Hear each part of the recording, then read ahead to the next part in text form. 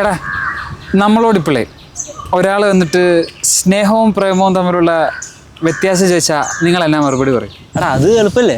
സ്നേഹം എന്ന് പറയുമ്പോൾ ഒരിക്കലും അത് വൺവേ ആവത്തില്ല. അതെപ്പോഴും ടൂ വേ ആയിരിക്കും. ഒരാൾ കൊടുത്തും ഒരാൾ വാങ്ങിച്ചുള്ളതാണ് സ്നേഹം. പിന്നെ സ്നേഹം എന്ന് പറയുമ്പോൾ ബാക്കി ഞാൻ പറയാം. എന്നോട് ചോദിച്ചാൽ ഞാനൊരു കഥ പറയും. ഒരിടത്ത് രണ്ട് സൂപ്പറായിട്ട് നല്ല ലുക്കുള്ള രണ്ട് കുതിരകളുണ്ടായിരുന്നു.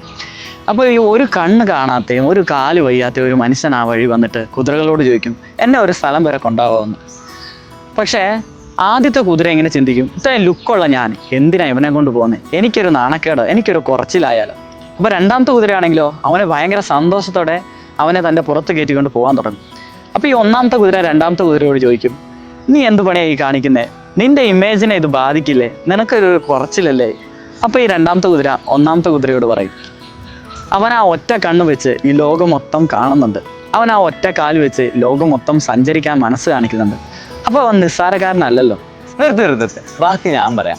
ഈ സ്നേഹമുള്ളവരില്ലേ രണ്ടാമത്തെ കുതിരേനെ പോലെ, അവര് എത്ര കുറവുകൾ മറ്റുള്ളവർക്കുണ്ടായാലും ബലഹീനരാണെങ്കിലും അവരെല്ലാവരും അക്സെപ്റ്റ് ചെയ്യും. അത് തന്നെയല്ലേ നമ്മുടെ മാതാപിതാക്കളും ചെയ്യുന്നത് അല്ലേ? ഈശ്വരി അത് തന്നെയല്ലേ നമ്മളോട് ചെയ്തത്.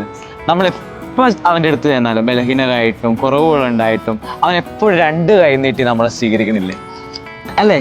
അതല്ലേ യഥാർത്ഥ സ്നേഹം. ആടാ ശരിയായി.